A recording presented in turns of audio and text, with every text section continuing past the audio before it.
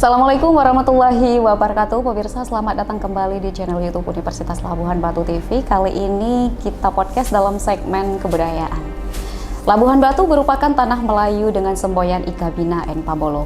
Meski demikian, 11 etnis lainnya hidup berdampingan dengan rukun dan damai di tanah Melayu ini. Salah satu etnis Mandailing. Etnis Mandailing ini juga menyatu dengan masyarakat Labuhan Batu, mulai dari adat istiadat, musik, hingga bahasa.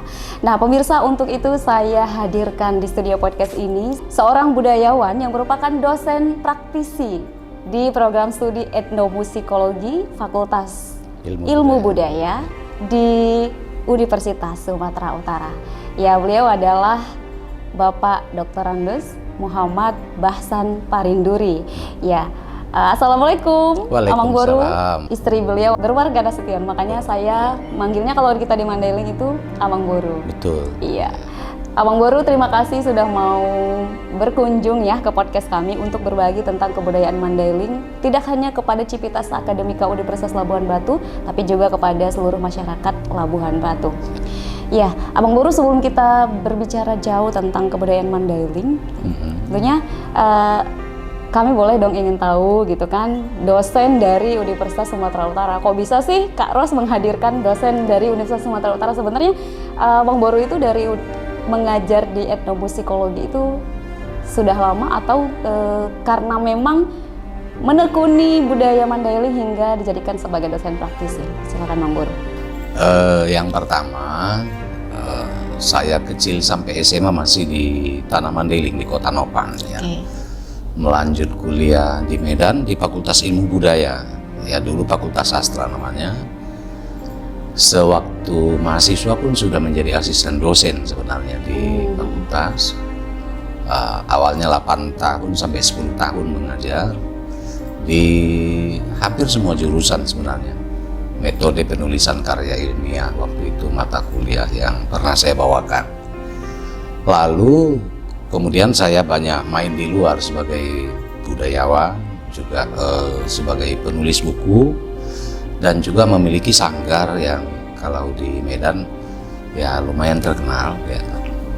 Nah belakangan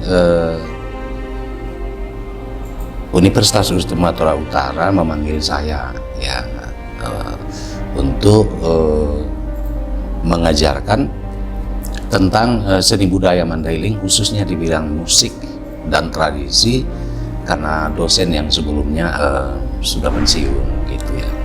Jadi kita pun sebagai orang Mandailing tentu terpanggil bagaimana, karena di Medan sendiri etnik Mandailing ini kan cukup banyak.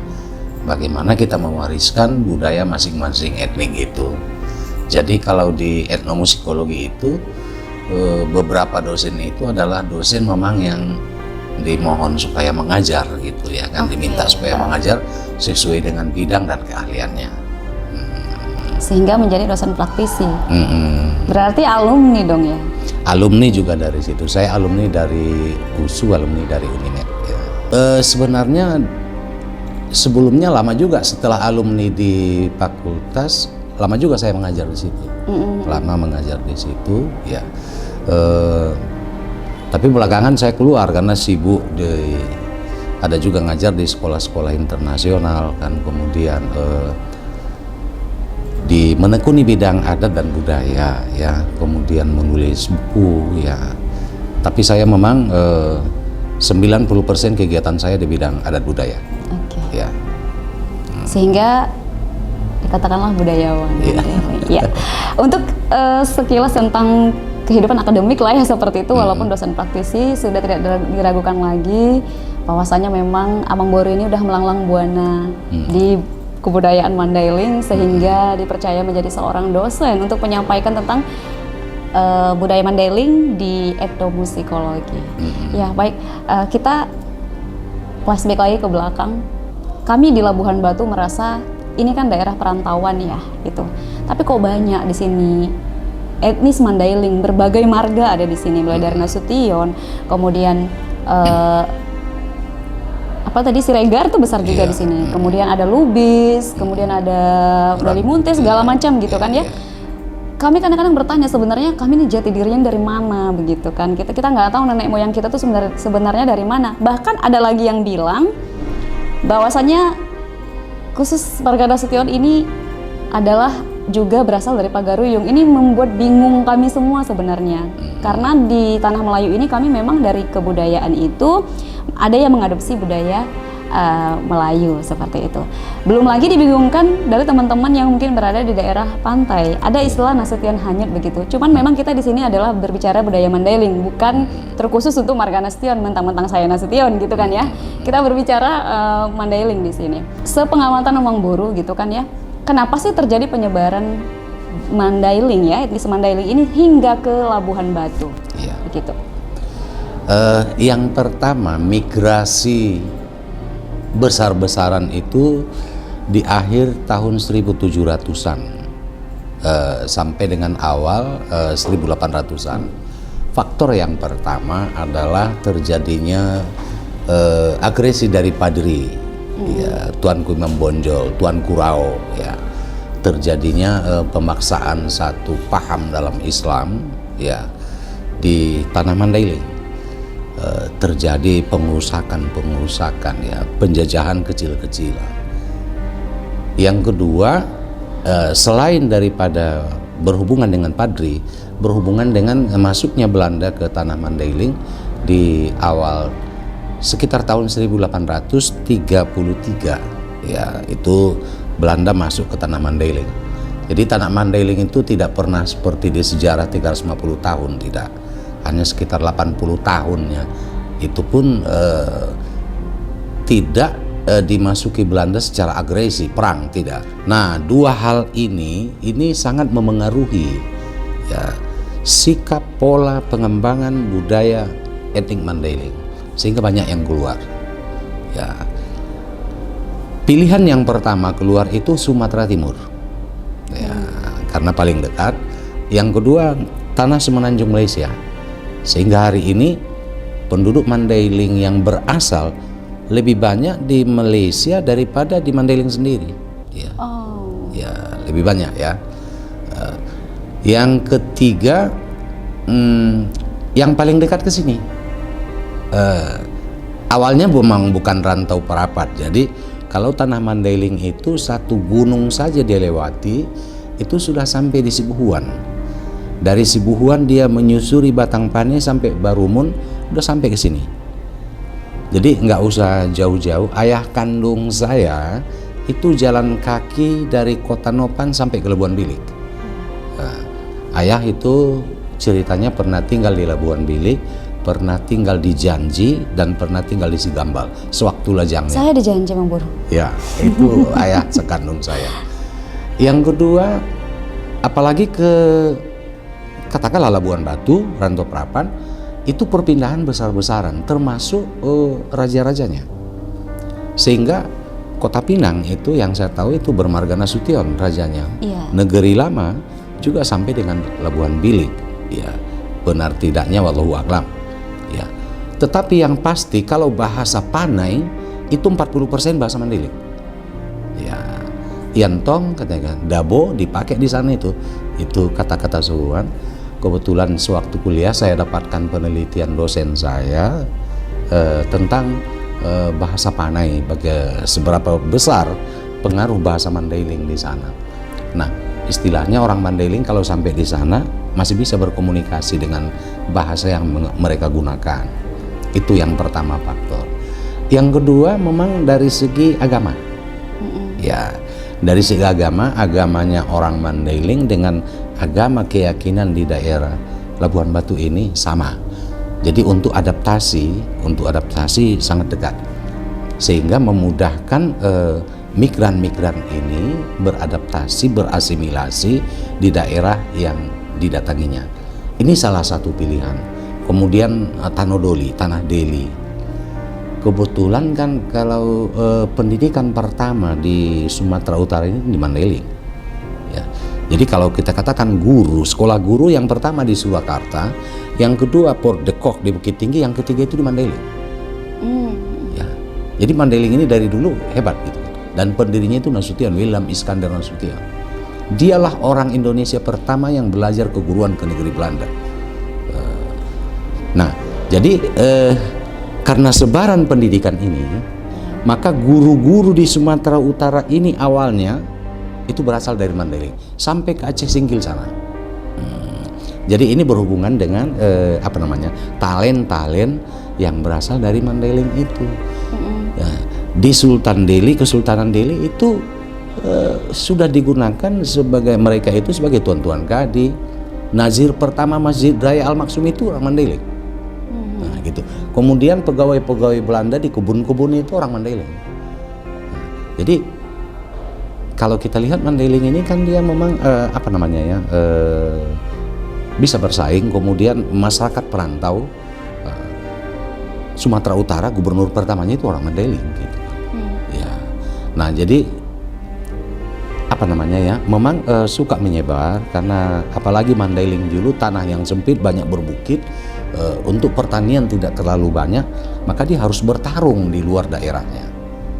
Jadi terutama ke Labuhan Batu ini pilihan dekat masyarakat Mandailing yang suka bertani, ya nyambung di sini gitu. Jadi memang awalnya dulu ke Labuhan Bilik banyak, tapi ujungnya bertemunya di Rantau Prapat inilah sebagai kotanya. Yang saya pahami seperti itu, Ros. Jadi memang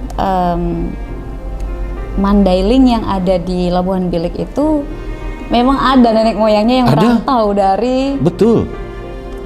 Kalau kita hitung-hitung ya. itu sudah 7 generasi. Saya pernah sampai meneliti ke sana. Ya. Cuma ada satu zaman dulu Belanda memaksakan para Mandailing ini menghilangkan marganya. Dipaksa, tapi belakangan mereka pakai lagi marga itu, gitu. Nah, mereka pakai lagi marga itu satu pemaksaan oleh Belanda dulu, dihilangkan marganya. Tapi mereka nggak mau kembali. Setelah itu mereka menggunakan marga itu kembali. Dan yang paling banyak itu sebarannya itu Nasution. Lalu yang kedua, ini baru terjadi sekitar 10 tahun yang mengatakan Nasution ini dari Pagaruyung. Sejauh yang saya pelajari tidak masuk akal. Kenapa tidak masuk akal, Mang Boru? Iya, Pagaruyung ini di media sosial banyak. Secara kekerabatannya itu matrilineal, garis keturunan ibu. Sementara Mandailing itu patrilineal. Dua hal yang sangat jauh berbeda dalam sistem kekerabatan gitu. Jadi marga diturunkan dari ibu gitu ya kan. Kalau orang Minang kita katakan Pagaruyung, kalau maknya Caniago dia Caniago. Sementara Mandailing kalau maknya Nasution bisa saja dia Lubis. Karena yang perlu di situ ayahnya. Satu. Yang kedua, data sejarah yang saya pelajari, buku Mandailing di rumah lengkap sepertinya tidak ada buku yang tidak saya miliki. Ya. Dan ini baru sebelum ada medsos ini saya nggak pernah temukan bahwa dari Pagaruyung. Dan kebetulan yang saya lihat menggaung-gaungkan ini orang kita di Labuhan Batu ini gitu. Oh gitu. Ya. Kalau nggak salah orang Kota Pinang. Sepertinya saya tahu yang Mang Boru maksudnya. Ya, jadi saya nggak mau berdebat dengan hal-hal yang seperti ini. Yang penting kita bersaudara, tetapi yang pasti makam Si Baruar itu di Panyabungan Tonga-Tonga. Dan 200 tahun yang lalu Willem Iskander lulusan Belanda telah menulis tentang sejarah ini, tentang sejarah asal Nasution ini. Nah, dan kemudian raja-raja Nasution selama ini yang pernah saya jumpai, yang menjadi teman-teman saya tidak pernah mengatakan dari Pagaruyung. Maka nanti begitulah pemahaman saya dengan data-data yang saya miliki dan asumsi saya tidak masuk akal. Yang pertama tadi Belanda berusaha mengkaburkan orang Sejarah. Mandailing, memaksa untuk menghilangkan marga gitu kan ya. Sampai saya pernah dengar itu di daerah pantai, kita katakan di pesisir itu ada seperti kayak mungkin cerita bahwa ketika dulu orang-orang yang ingin katakanlah dibunuh Belanda, maka dia mengaku-ngaku sebagai Nasution seperti itu. Makanya banyak sekali di daerah pantai ini Mandailing yang bermarga itu Nasution seperti itu, Mang Boru katanya. Ketika ingin dibunuh Belanda, saya marga Nasution, maka dia bebas dari kejaran Belanda seperti itu. Maka dari itu dikatakan bahwasanya Nasution yang di pantai itu ada yang bilang itu ya apa ya, seperti hanya pengakuan saja dia bermarga Nasution seperti itu. Mungkin tadi kita tidak merundut ya dari sejarah yang seperti Mang Boru ceritakan, bahwasanya memang ada nenek moyang kami yang memang berjalan merantau dari tanah Mandailing hingga ke Labuhan Batu yang saat itu mungkin di Labuhan Bilik ya. Iya. Nah seperti itu. Ayah saya, paman saya kandung itu tidak bertemu 8 tahun. Mereka jumpanya di Sigambal, tapi sama-sama di Labuan Batu ini. Dan sama-sama itu jalan kaki dari Kota Nopan sampai ke sini.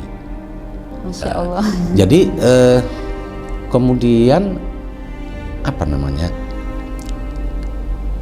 Kadang-kadang teman kita kan mengambil data sepotong gitu ya kan.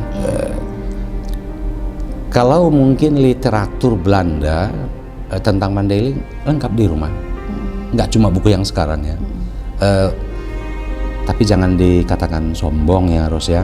Saya punya 4.000 buku ya di ruang kerja saya gitu ya. Cuma saya tidak orang yang suka berdebat, dan orang beranggapan Nasution ini satu, Nasution ini nggak satu. Bukan si Baruar ompungnya semua. Saya tertarik nih karena saya marga Nasution ya. Gimana Mang Boru? Ya. Bisa diceritakan lebih dalam lagi?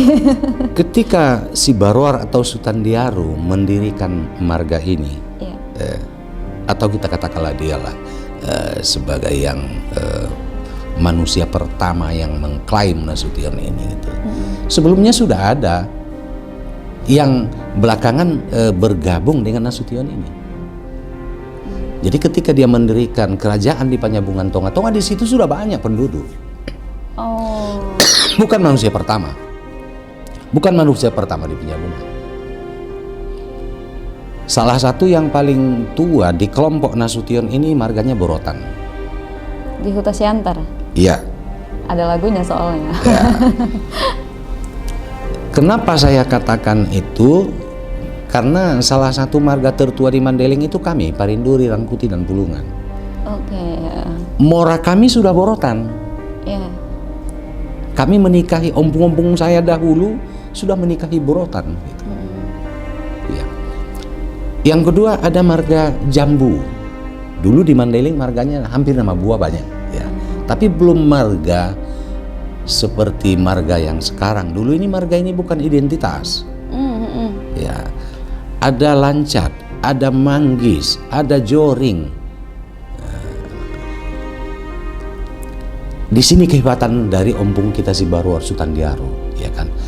Itu saudara kita, Manggis saudara kitanya itu. Ini saudara kita. Sehingga masyarakat yang terpecah belah ini dia bisa satukan.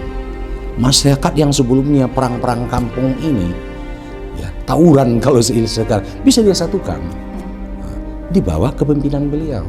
Itulah awalnya Panjabungan itu menyatu. Ya. Jadi di situ kehebatannya. Tetapi kalau yang menjadi raja dinasti memang turunan di asli. Turunan Opung Boro. Iya, Sutandiaru. Ya.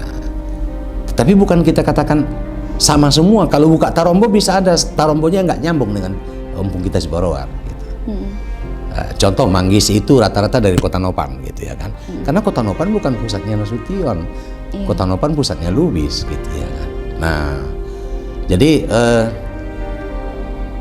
apalagi yang mengatakan bahwa Nasution ini berasal dari tempat lain atau ada yang mengklaim Nasution itu dari kami gini, nggak masuk akal. Orang Mandailing ini kalau dihubungkan dengan Pagaruyung, orang Mandailing telah ada 4.000 tahun sebelum Nabi Isa lahir. Itu bisa dibuktikan? Saya bisa buktikan. Okay. Saya buktikan secara ilmu karena di Mandailing itu ada peninggalan megalitikum. Peninggalan megalitikum kalau kita katakan neo, ya kan? Neo megalitikum itu berarti sekitar 4.000 tahun sebelum itu sudah ada kehidupan di sana. Satu.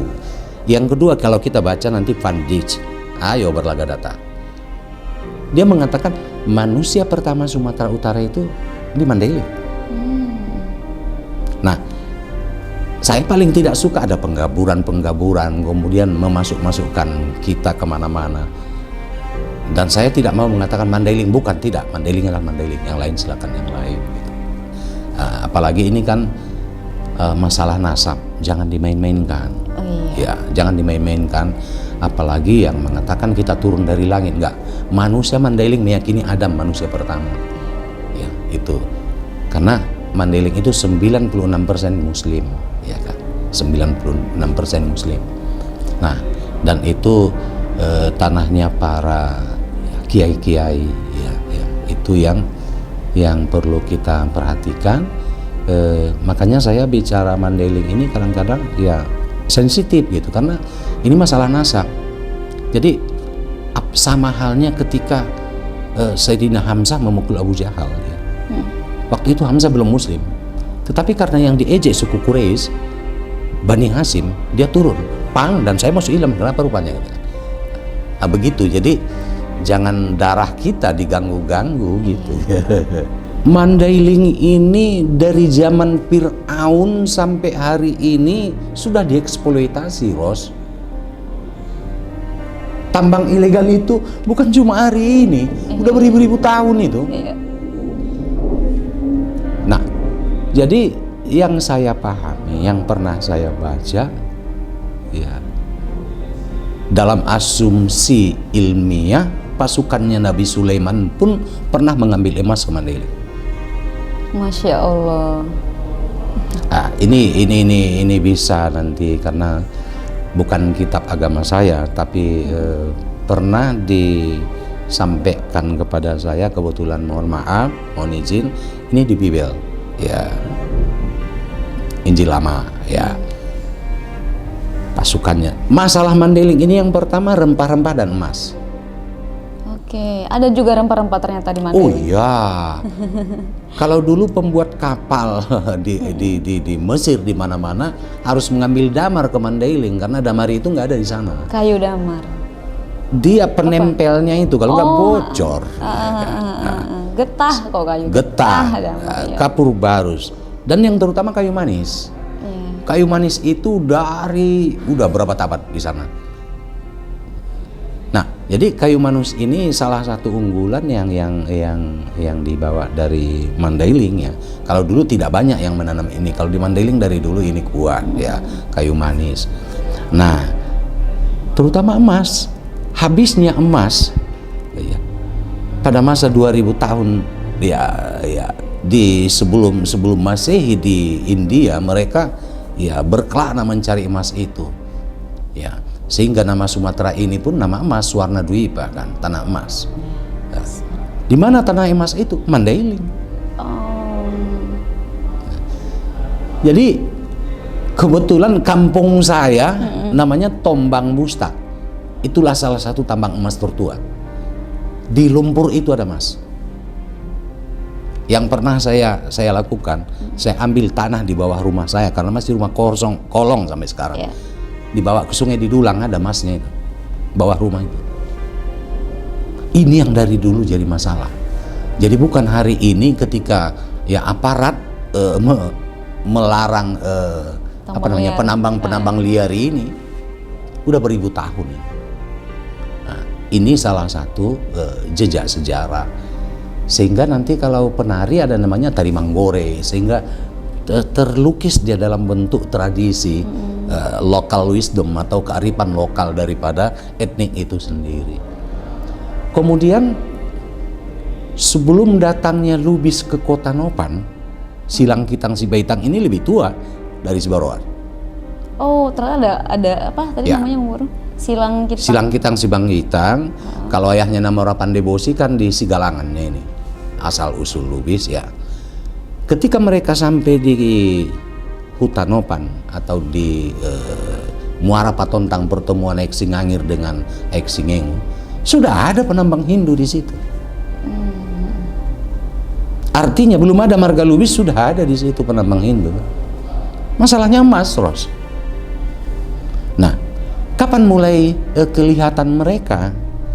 Yang secara peninggalan yang pertama, kalau Hindu Buddha ini di tahun 700-an, itulah salah satu candi tertua di Sumatera Utara, di Simangamba.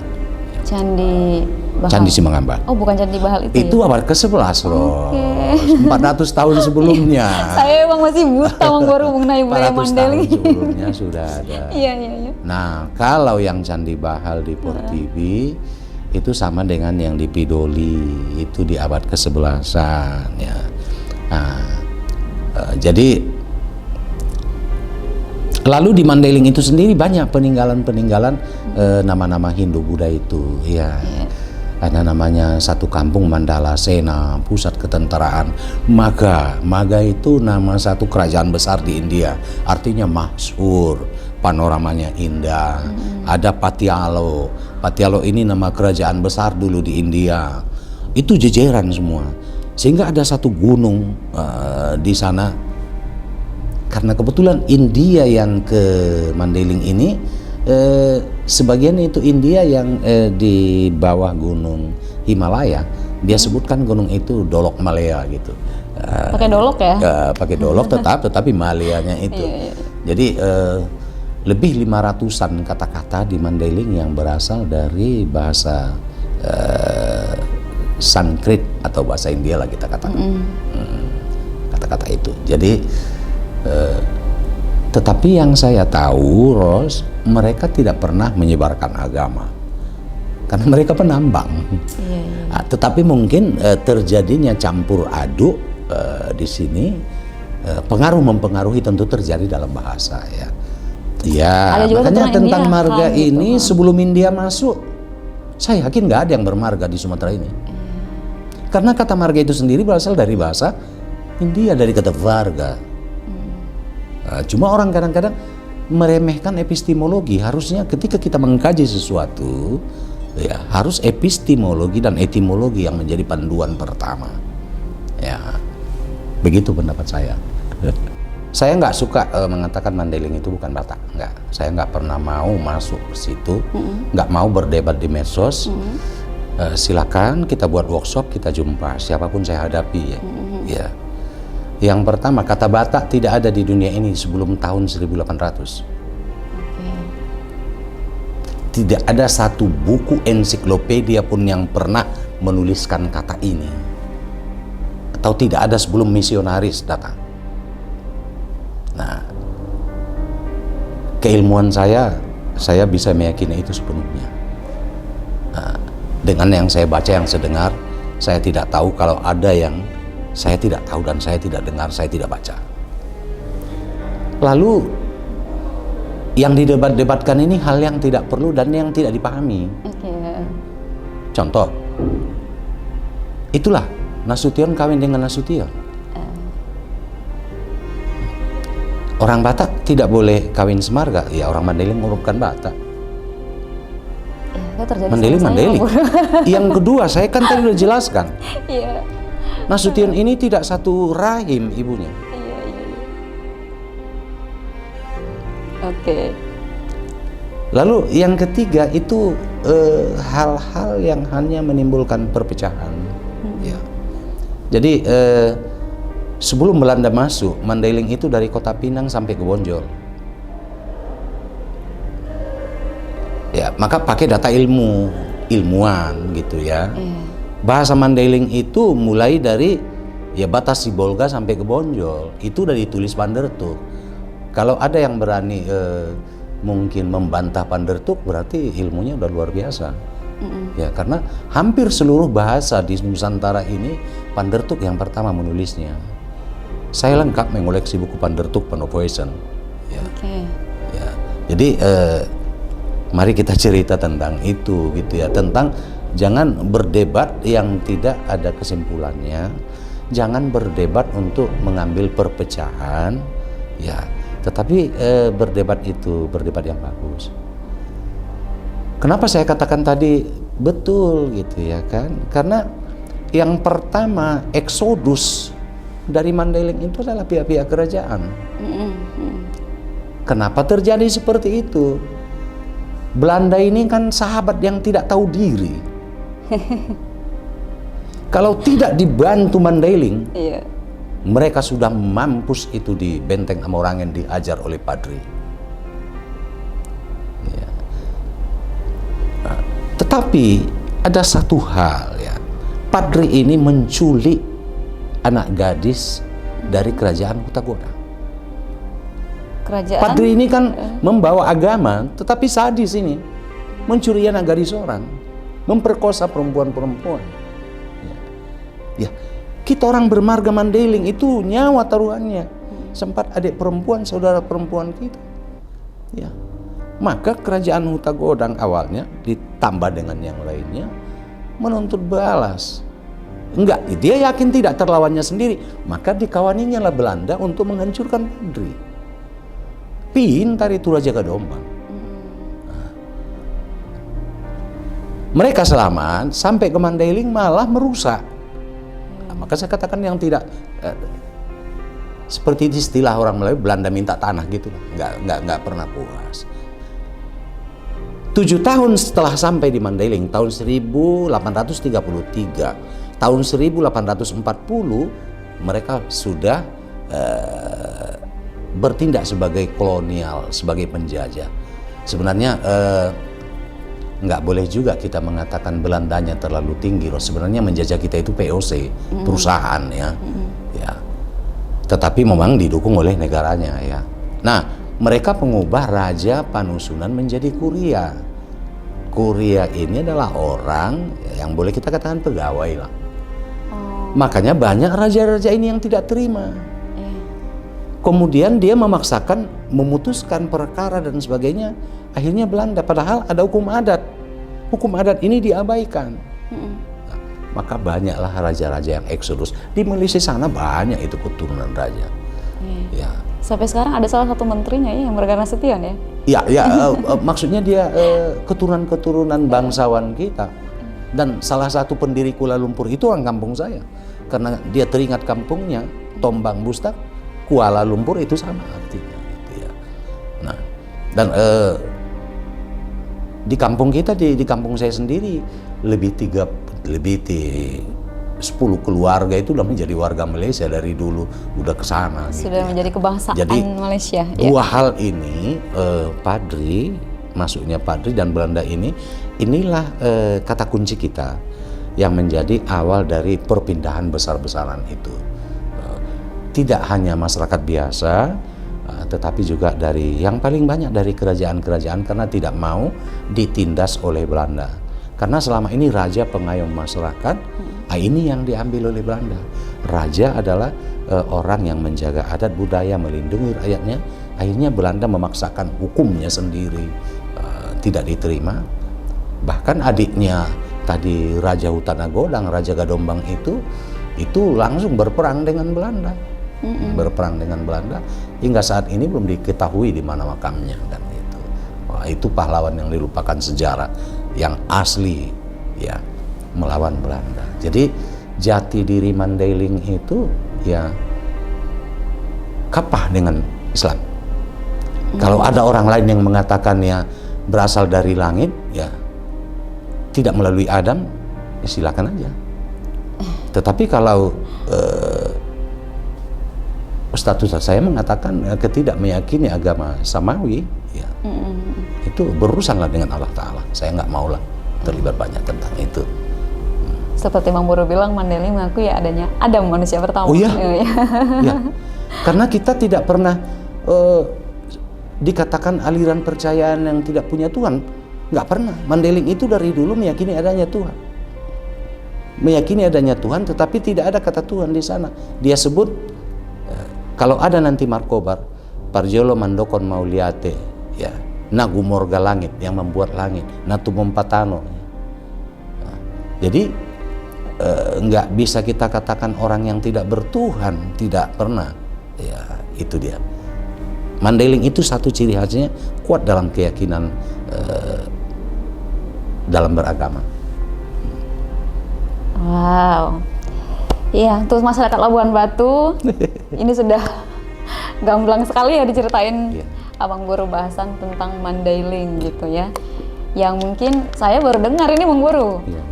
Jujur ini baru dengar. Yang selama ini kita hanya tahu sekilas-sekilas, ya tahulah Sultan Diaru, si Barwar tahu. Sudah mengunjungi langsung makam beliau di Panjabungan Tonga. Dan juga ada itu apa namanya? Bagas Godang. Nah, yang di depannya itu, nah sudah mengunjungi juga. Ya alhamdulillah sudah tahu lah gitu kan ya. Sudah juga kami ke itu tadi ke Huta Siantar juga sudah gitu. Sedikit-sedikit menambah lah. Tapi itu saya rasa masih secuil sekali. Iya, gitu. makanya dia tetap kita akademis terus. Jadi salah satu buku kitab yang paling diakui UNESCO yang dari Indonesia adalah buku yang ditulis oleh Empu Prapanca ya, tentang kebesaran Majapahit. Majapahit pernah keliling Nusantara ini. Majapahit pernah memerintah di Nusantara ini. Ya, itu buku itu, kitab itu yang ditulis itu ya tahun 1365.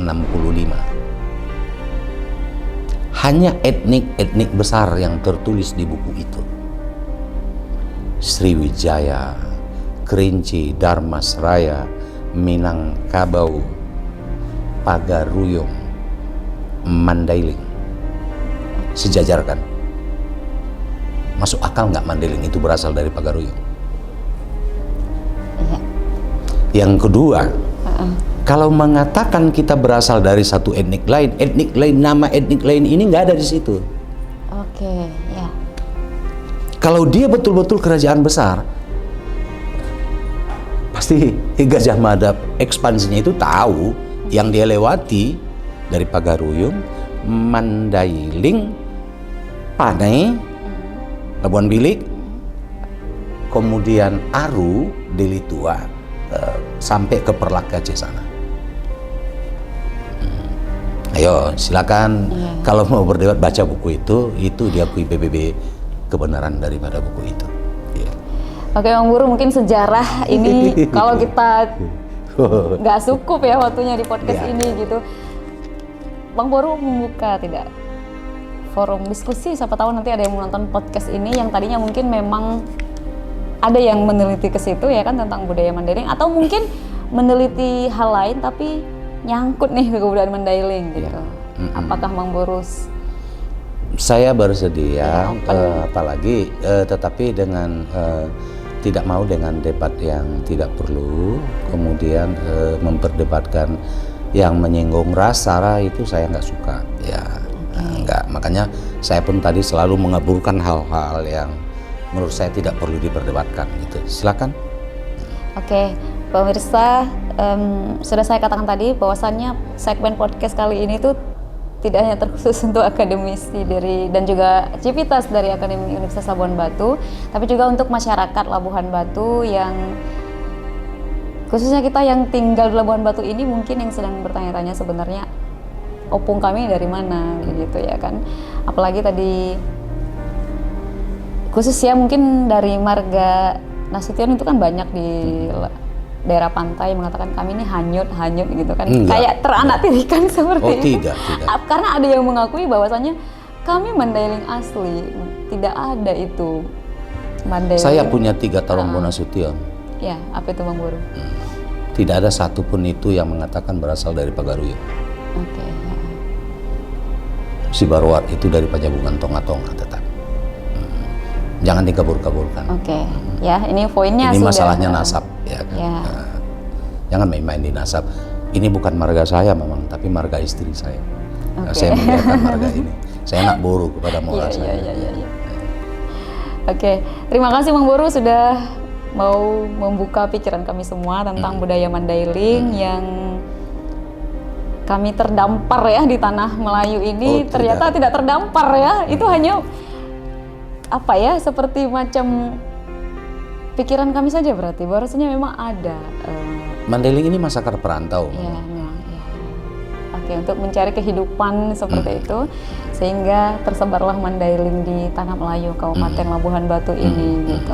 Jadi nggak heran kalau orang Labuhan Batu ini banyak yang berbahasa Mandailing gitu kan, apalagi orang-orang tua kita dulu, karena memang mereka tuh hidup berkembang dengan damai di sini. Damai? Ya, damai. Tidak ada cekcok antara Melayu dan Mandailing di sini. Mandailing dimanapun dia merantau tidak pernah membuat cekcok. Dia akan menjadi yang menjadi saudara teman dari orang yang didatanginya.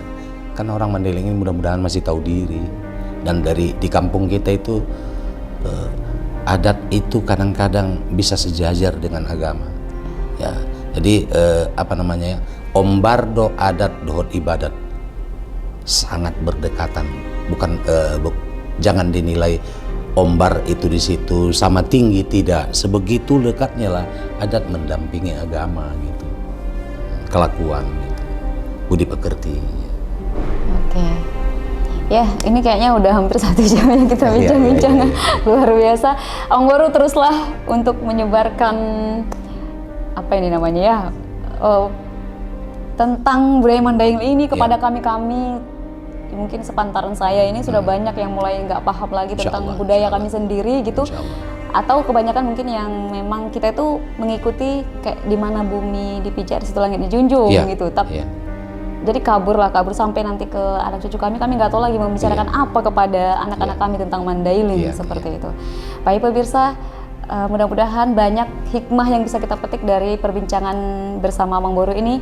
Tadi kita memang nggak tektokan ya, lebih banyak Bang Boru yang menjelaskan karena saya juga bingung ini mau menyela di mana karena saya sendiri minim ilmunya tentang Mandailing ini. Kalau ada mungkin waktu saya akan lebih khusus ya ke Bang Boru tentang itu gitu.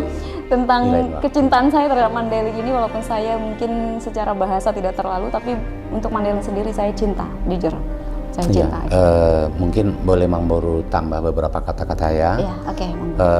Dan saya juga ya mohon maaf kalau ada kata-kata saya yang tidak tepat. Tetapi Labuhan Batu ini memang luar biasa menurut saya.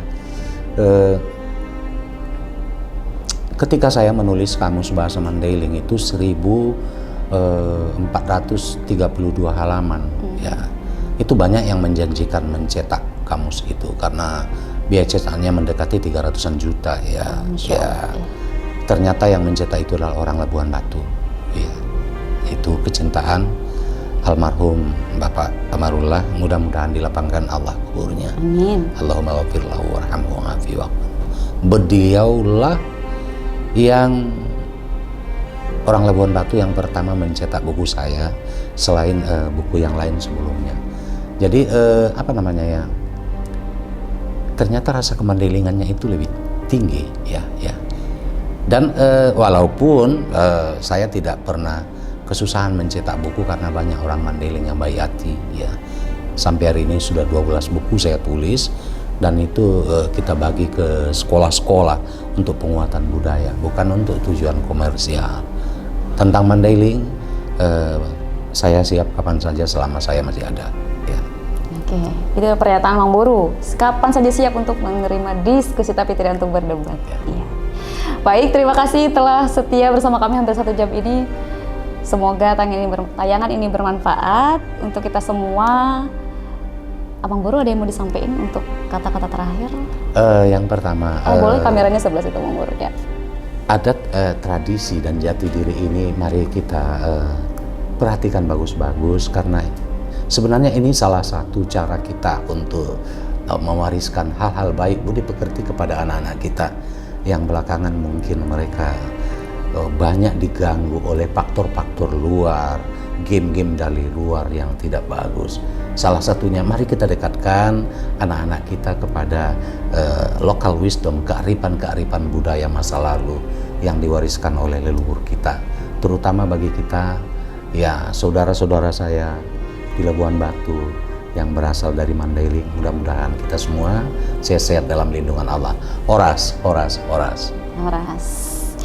Ya, saksikan terus tayangan dari Universitas Labuhan Batu TV. Mungkin tidak menutup kemungkinan hari ini budaya Mandailing, besok kita hadirkan lagi di sini budayawan dari etnis Nias, kemudian Jawa, Tionghoa gitu.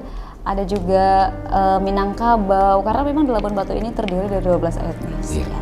Saksikan terus tayangan menarik lainnya dari podcast kami di Universitas Labuhan Batu TV. Saya Rosnani Nasution dan juga Mang Boru Dr. Andos Muhammad Bahsan Parinduri. Pamit undur diri. Wassalamualaikum warahmatullahi wabarakatuh.